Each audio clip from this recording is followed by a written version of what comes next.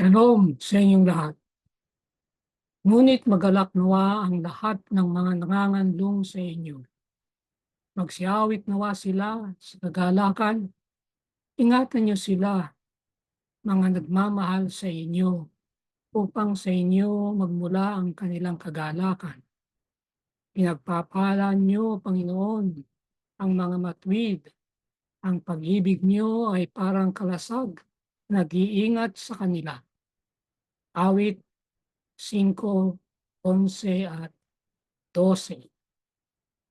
Welcome po sa Good and Faithful Channel dito sa YouTube. Dalain kong maging pagpapala ito sa iyo tuwing ikaw ay magbubukas at manunod. Ang pangunahing mapapanood mo ay ang pagtatalakay ng lingguhang pag-aaral ng salita ng Diyos. Darating ang araw na madaragdagan ito ng serye ng pag-aaral sa ibang paksa tungkol sa pagiging katiwala ng Diyos. Ano sa mga pangyayari sa huling araw ang mahalaga sa iyo? Ang malaking tunggalian. Bago tayo pumalaot ay manalangin muna tayo. Ang ating panalangin ay mula sa awit 61:1, Diyos.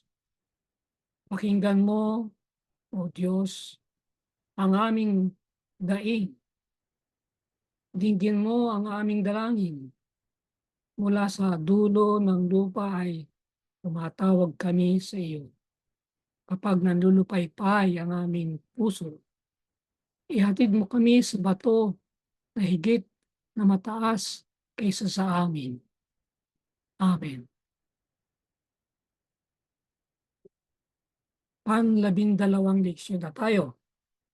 Ang huling kaganapan sa lupa. Ang ating susing talata, Kawikaan 23:23. Bumili ka ng katotohanan at huwag mong ipagbili naman. Bumili ka ng karunungan, ng pangaral at kaunawaan. Ano ang ibig sabihin ng bumili at huwag ipagbili? Sa International Children's Bible, ito ang ating mababasa. Pag-aralan ng katotohanan at huwag na huwag tanggihan ito. Ang layunin ng buhay, kamatayan, muling pagkabuhay, at ministeryo ni Kristo sa santuaryo ng langit ay upang matiyak na makakauwi tayo. Ang mga propetikong mensahe ng Daniel at Apokalipsis ay mga banal na tagubilin, lalo na para sa mga tao sa katapusan ng panahon upang tulungan tayo sa mga unos ng buhay upang balang araw ay madama natin ang mainit na yakap ng isang mapagmahal na tagapagligtas. Muli ay tatlong paghahati ng leksyon. Una, paninindigan sa pangwakas na krisis. Ikalawa, krisis sa pagsamba. At ikatlo, binigyang kapangyarihan para sa malakas na sigaw. Sa una, yung paninindigan sa pangwakas na krisis, ang paksa ay katapatan sa Diyos at ang kanyang salita. Sa ikalawa naman ay may dalawang paksa. Natatakan para sa langit. Ikalawa, sinong sinasamba natin? Ang ikatlo ay gayon din. Meron ding dalawang tatalakayin. Ang una at huling ulan, yan ang una. Ang malakas na sigaw, yan ang ikalawa. Unang pagkakahati, paninindigan sa pangwakas na krisis at ang ating talata ay 1:8:32. at inyong malalaman ng katotohanan at ang katotohanan ang magpapalaya sa inyo. Katapatan sa Diyos at Kanyang salita. Ito ay ang labanan sa pagitan ng totoo at kamalian. Sa buong panahon, ang malaking tunggalian ay isang labanan sa pagitan ng dalawang ito. Si Satanas ay isang sinungaling at ama ng kasinungalingan. Juan 8:44. Si Jesus ang may-akda ng lahat ng katotohanan. Ipinahayag niya, "Ako ang daan, ang katotohanan at ang buhay." Juan 14:6. Ang katotohanan nagpapalaya sa atin mula sa panlilinlang ni Satanas ay matatagpuan sa salita ng Diyos. Inilalahad ng Biblia ang paraan ni Satanas at inihayag ang mga panukala ng Diyos. Ang kasulatan ay isang ilawan sa aking mga paa, ayon sa awit 19:105. Ang Juan 17:17 ay nagsasabing, "Pabanalin mo sila sa katotohanan, ang salita mo ay katotohanan." Yan ang unang kahalagahan ng salita ng Diyos. Ang ikalawa ay masumpungan sa 2 Pedro 1:19-21.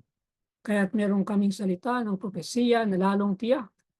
Dapat ninyong malaman ito, na walang propesiya ng kasulatan na nagmumula sa pansariling pagpapakahulugan, sapagkat walang propesiya na dumating kailanman sa pamamagitan ng kalooban ng tao, kundi ang mga taong inidyukan ng Espiritu Santo ay nagsalita mula sa Diyos.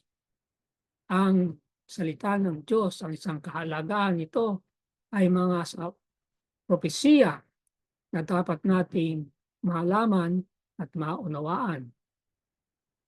Ang mga propesiya ng salita ng Diyos ay nagbibigay liwanag sa daan sa unahan. Tinutulungan tayo nitong makilala ang katotohanan mula sa kamalian. Kung wala ang Biblia, maiiwan tayo sa kapritso ng opinyon ng tao at madali tayong malilinlang. Ang bayan ng Diyos ay tinuro sa kasulatan bilang kanilang pananggalang laban sa impluwensya ng mga huwad na guro at sa panlilinlang na kapangyarihan ng mga espiritu ng kadiliman. Hindi natin sinusunod ang mga kathang-isip na ginawang may katusuhan.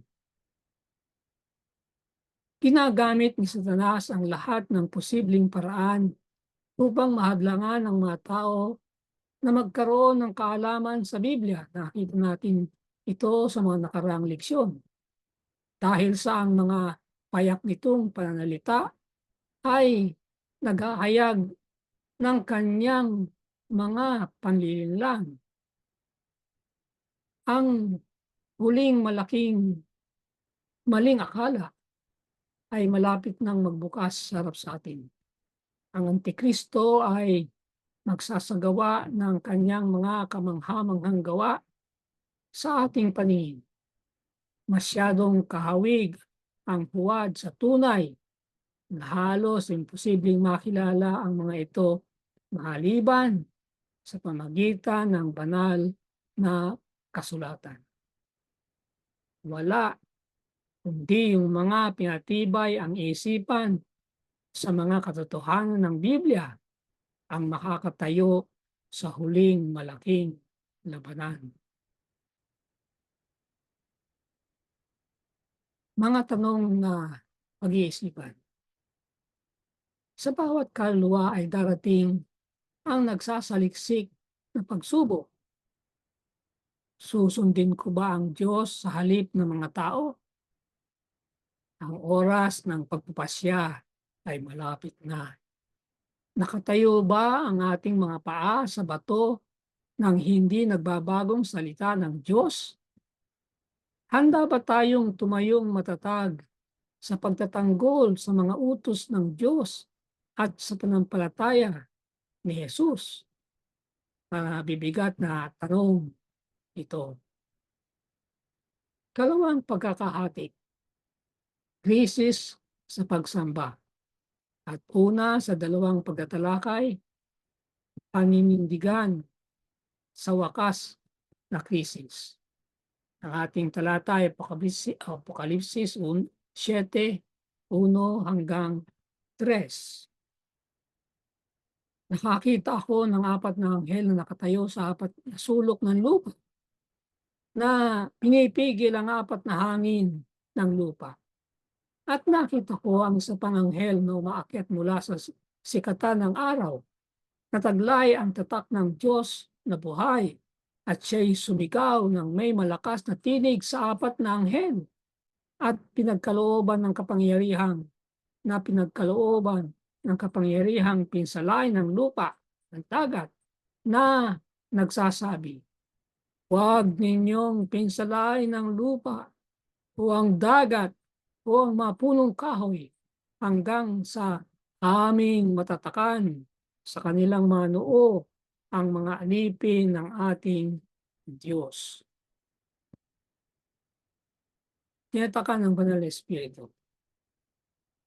Ang tapat na bayan ng Diyos ay hindi susuko sa mga makamundong panggigipit, Apokalipsis 14:12, at hindi matitinag.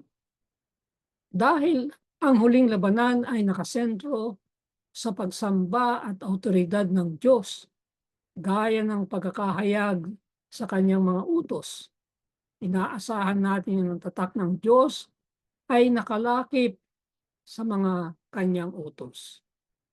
Ngayahambing natin sa Isaiah 8:16, ito ang ating mababasa. Tatakan mo ang kautusan sa gitna ng aking mga alagad. Mga elemento ng tatak ng Diyos. Noong sinaunang panahon, ang matatak ay nagpapatunay sa pagiging tunay ng isang opisyal na dokumento. Ang mga ito ay natatangi at isahang tatak.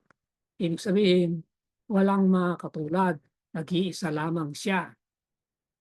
3 elemento ng isang tunay na tatak. Una, ang pangalan ng nagmamay-ari ng tatak, ang Panginoon na inyong Diyos. Kalawa, ang kanyang titulo, ang isa na gumawa o ang manlalalang. Ikatlo, ang kanyang teritoryo, langit at lupa. Ang tatak ay tinatawag minsan na tanda sa Biblia. Sabi sa Roma 4:11, yan ay sinasabi sa Roma 4:11. Kaya nga, ang dalawang salita ay pwedeng pagpalitin. Tatak at tanda, pwedeng palitin yan. Bilang tanda o tatak ng Diyos sa puso ng utos ng Diyos, ang Sabat ay sentro ng huling labanan sa pagsamba. Sabi sa Ezekiel 20:12, bukod dito, ibinigay ko rin naman sa kanila ang aking mga Sabat bilang isang tanda sa pagitan ko at sila, upang kanilang malaman na ako ang Panginoon na nagpapabanal sa kanila. Ang tatak ng Diyos laban sa marka ng halimaw. Ang tatak ng Diyos ay nilalagay sa noo. Ang noo ay isang simbolo ng isip at kumakatawan sa isang gising na desisyon. Ang tatak ng halimaw ay tinatanggap sa alinman sa noo o sa kamay. na nagpapahiwatig na ang mga tao ay kumbensido sa kanilang isipan at dahil sa kanilang sariling pagpili ay tinatanggap ang mga kasinungalingan ni Satanas o bilang kalili, sila'y umaayon sa huwad na pagsamba upang maiwasan na mapatay. So dalawa ang magiging dahilan kung bakit sila pipili. Una ay kumbinsido sila na tama yung kasinungalingan ni Satanas, tatanggapin nila yon. Kumbinsido sa isip. Yun ang una. Sa ikalawa naman ay upang makaiwas sa kamatayan. Dahil ay hindi sila kumbinsido pero takot mamatay kaya susunod na lamang sila. Kinamumuhian ng dyablo ang mga masunurin sa Diyos. Ang malaking tunggalian ay dumarating sa isang sukdulan ng andragon, si Satanas yun, ay nakipagdigma sa mga nananampalatayang labi na tumutupad sa utos ng Diyos at humahawak ng matatag sa pananampalataya ni Jesus. Nakita natin yan sa Apocalipsis 14:12. Sila ay matatag sa kanilang katapatan kay Kristo. Ikalawang pagtatalakay. Sinong ating sinasamba? Apocalipsis 14:7 at 9. Sa mga talatang ito ay may dalawang sinasamba. Sahin natin.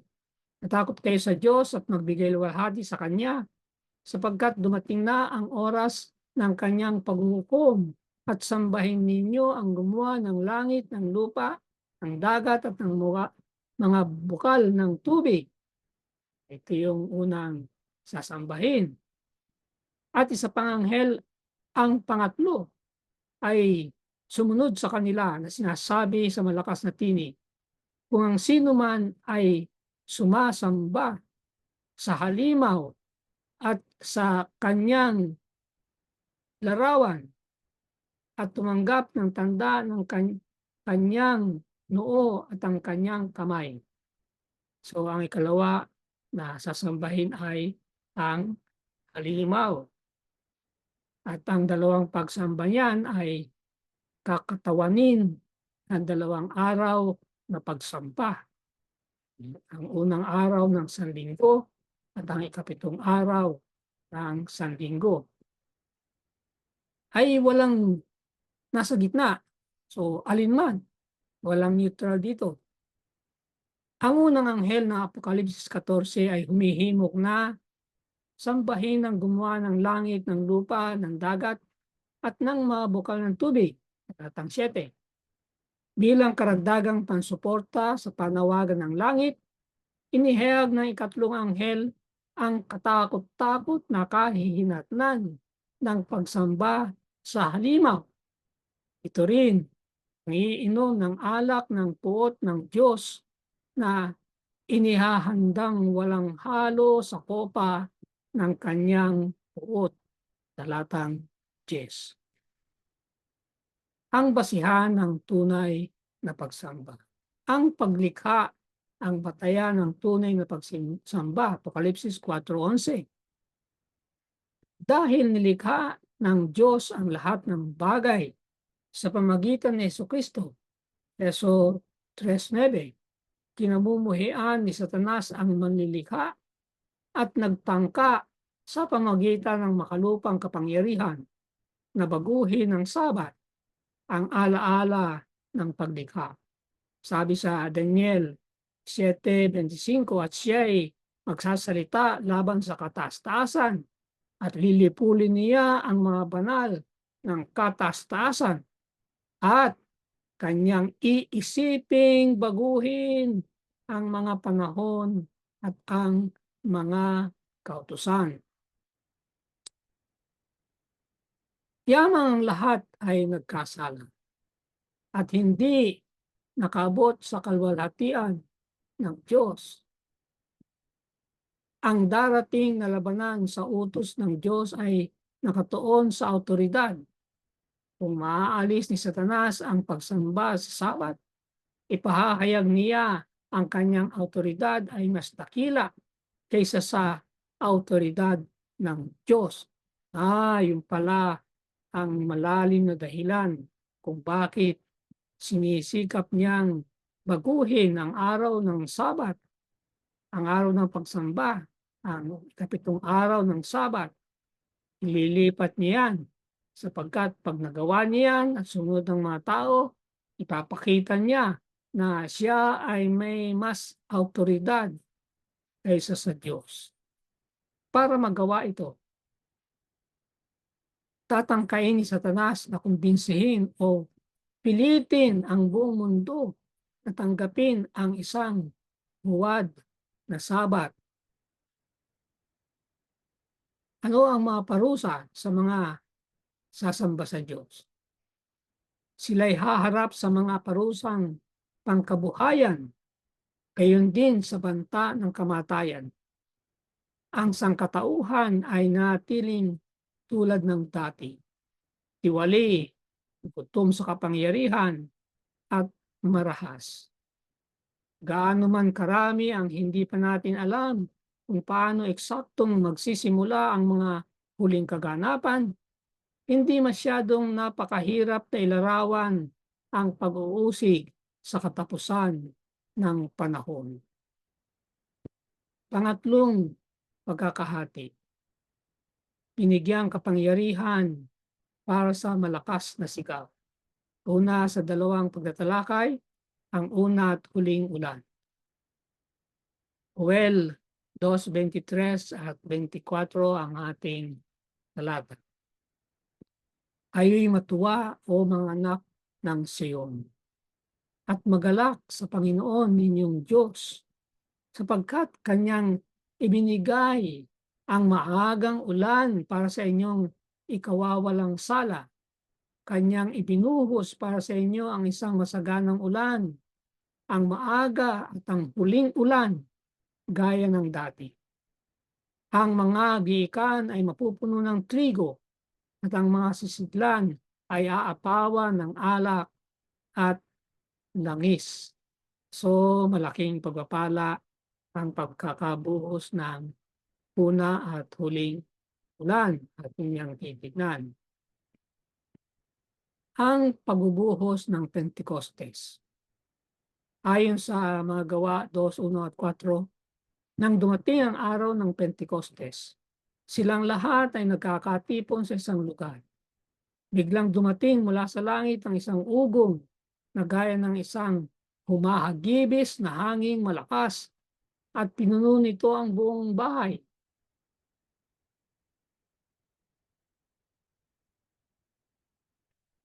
Sa kanila'y may nagpakitang parang mga dilang apoy na naghahati at lumalapag sa bawat isa sa kanila. Silang lahat ay napuspos ng Espiritu Santo at nagsimulang magsalita ng iba't ibang wika ayon sa pinagkaloob sa kanila ng Espiritu. So ating tingnan ang resulta ng unang ulan. Ang pagbuhos ng banal na Espiritu noong Pentecostes, ang makapangyarihang naglunsad ng Iglesia Kristiyano. 3,000 ang naikayat sa isang araw. Sabi sa Galatia 4:4, marami sa mga nakarinig at sumampalataya at ang bilang nila ay mga 5,000. So marami pa. Mabilis na naidagdag sa iglesia ang libo-libong mananampalataya. Maging ang napakaraming pari ay sumunod sa pananampalataya. Kapitulo 6, talatang 7. Pirin niyo yun, sa panahon ng Pentecostes ay 120 mananampalataya lamang ang nagtipon upang manalangin. Ngunit ang panalangin ay gumawa ng malaking pagkakaiba. Nang ang mga alagad ay matinding pinag-uusig sa Jerusalem, sila'y naglakbay at pinangaral ang salita. Mga Gawa 8:4. Ang mga sambahan ay itinanim sa buong Judea, Samaria at Galilea. Nakita natin to sa mga Gawa 9:31. Ipinahayag ni Apostol Pablo si Kristo sa buong daigdig ng Mediteraneo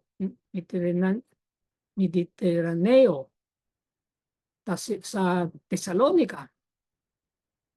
Ang ilang Hudyo na sumasalungat sa Ebanghelyo ay gumawa ng pahayag na ito. Itong mga nagsipagtiwarik ng sanlibutan ay dumating din dito. Mga Gawa 17:6. Ito yung version na ang Bibliang Tagalog ng 1978. Ihambing natin ito sa huling ulan. Ano nga ang isang makapangyarihang patotoo sa nagawa ng unang iglesia? Sa pamagitan ng kapangyarihan ng banal na Espiritu, narating ng mga alagad ang kilalang mundo noon sa maikling panahon.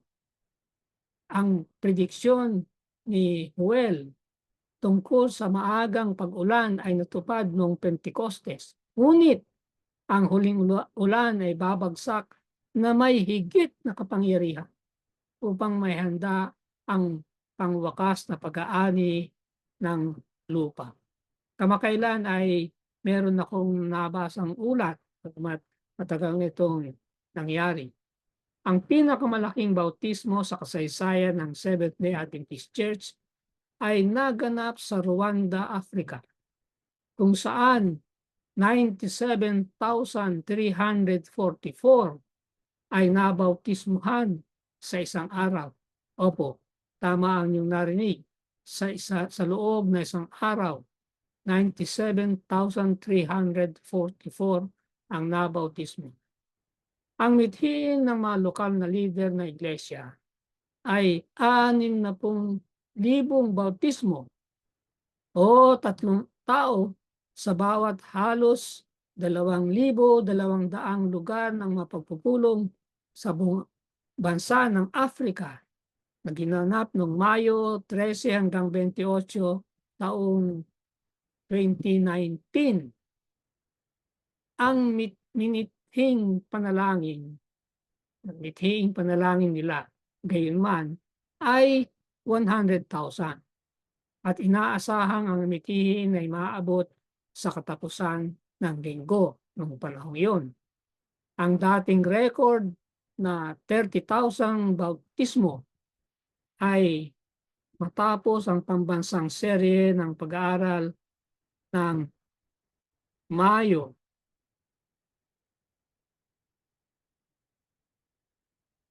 Pangalawang pagtatalakay, ang malakas na sigaw. Apokalipsis 18:1 hanggang 4.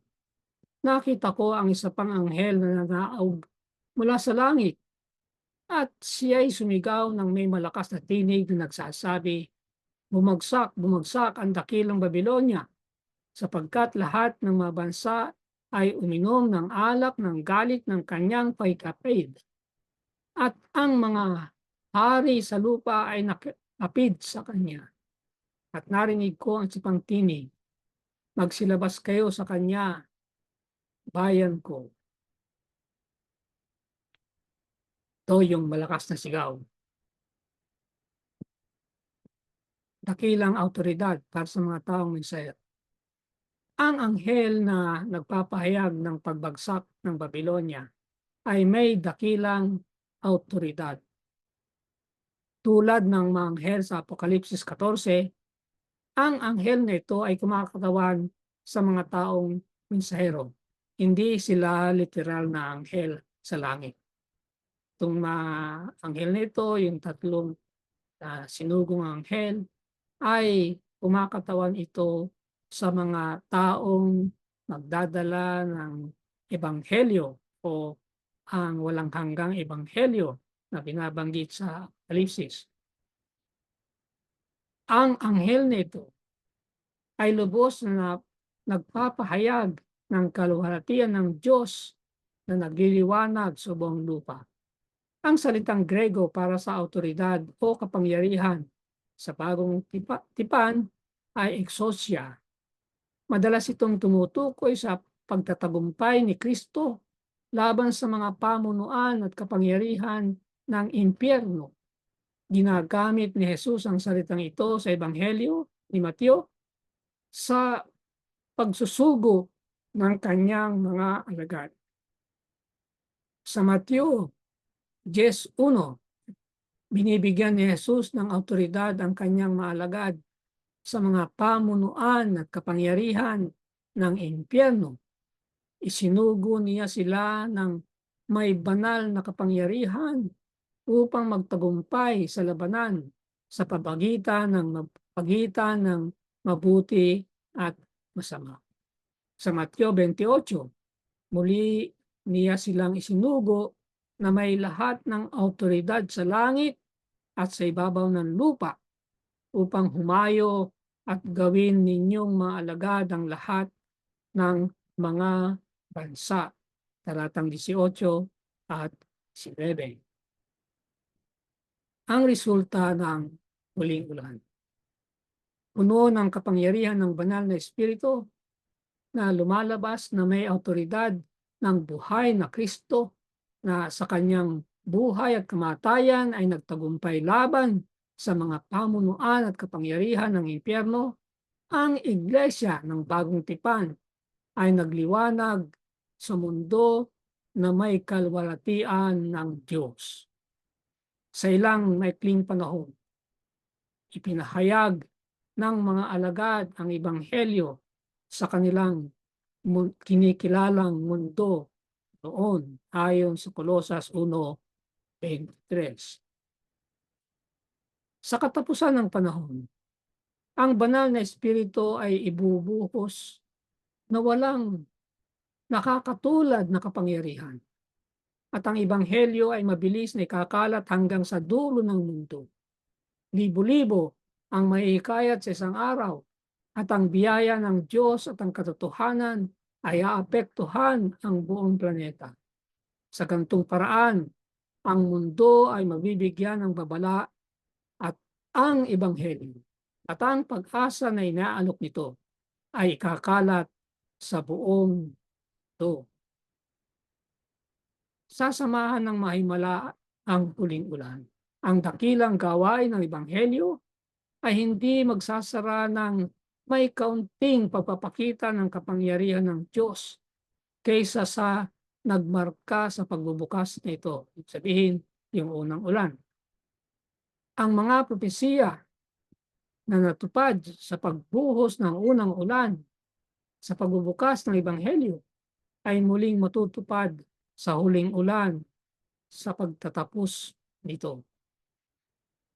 Ang mga lingkod ng Diyos na may mga mukhang nagliliwanag at nagniningning sa banal na pagtatalaga ay magmamadali sa bawat lugar upang ipahayag ang mensahe mula sa langit.